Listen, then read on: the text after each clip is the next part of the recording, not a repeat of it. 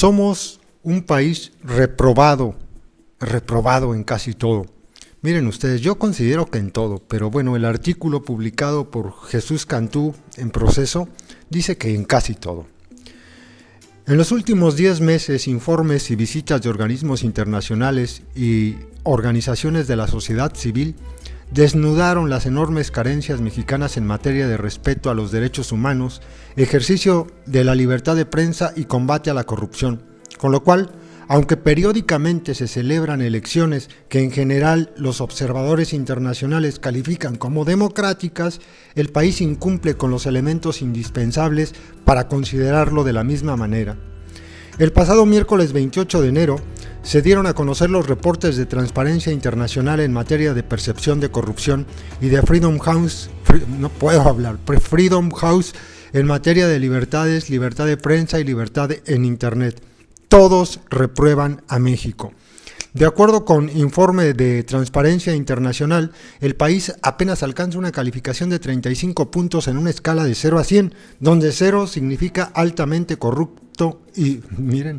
100 muy limpio. Esto convirtió al país en el peor evaluado de los 34 miembros de la OCDE. El comunicado de prensa enfatiza: los países en las primeras posiciones presentan características comunes que son clave: altos niveles de libertad de prensa, acceso a información sobre presupuestos que permite al público saber dónde procede el dinero y cómo se gasta, altos niveles de integridad entre quienes ocupan cargos públicos y un poder judicial que no distingue entre ricos y pobres y que es verdaderamente independiente de otros sectores del gobierno. Y en contrapartida, al establecer las constantes en los países que ocupan las últimas posiciones,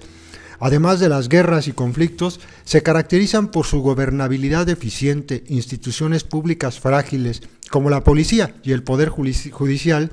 y falta de independencia en los medios de comunicación. Para corroborar las razones por las que México se encuentra entre estos últimos, el informe de FH ubica a México como un país parcialmente libre en general y en libertad en Internet, pero no libre en relación con los medios de comunicación.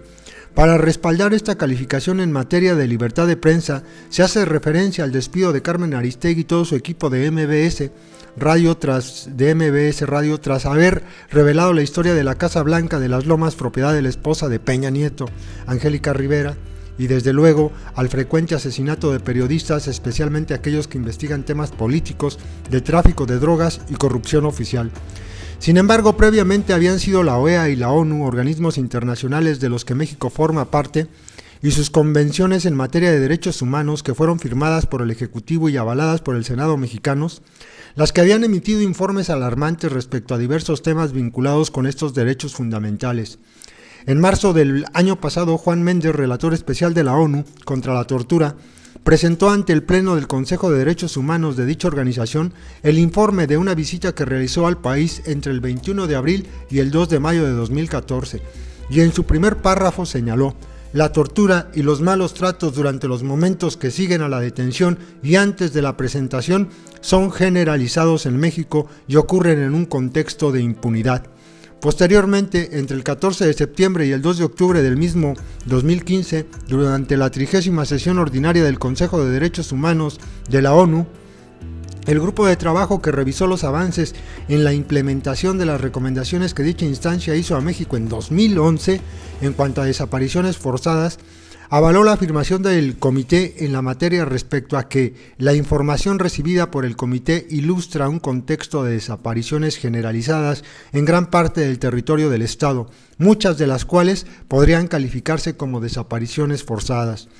También en octubre, Zeid Ra'ad al-Hussein, alto comisionado de las Naciones Unidas para los Derechos Humanos, destacó lo impactante que resulta el hecho de que un país no inmerso en un conflicto bélico hubiesen sido asesinadas 151.233 personas entre diciembre de 2006 y agosto de 2015 y desaparecido al menos 26.000 desde 2007. A su vez, Rose-Marie Bell Antoine, al dar a conocer el informe preliminar tras la visita del Pleno de la Comisión Interamericana de Derechos Humanos,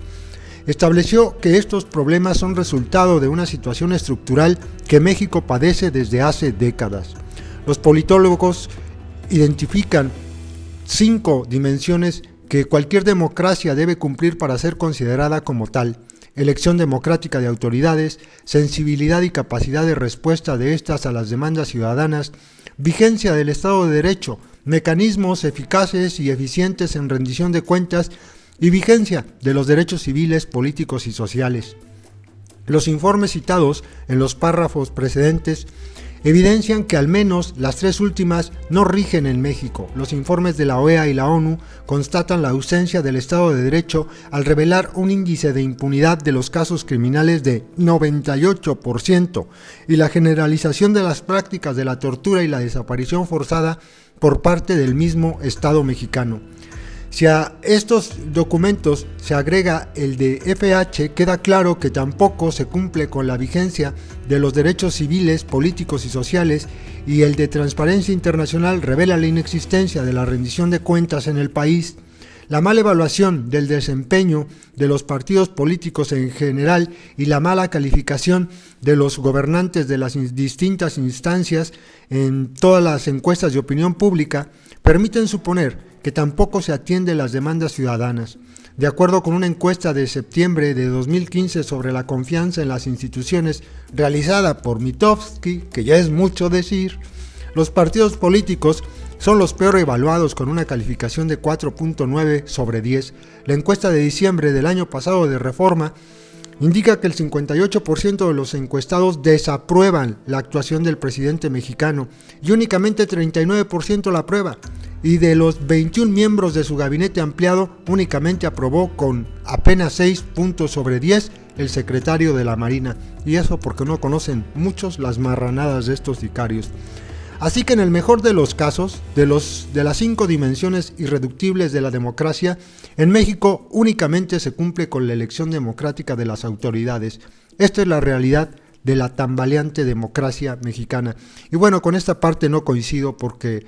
en México en realidad pues, no hay democracia. Ellos nos ponen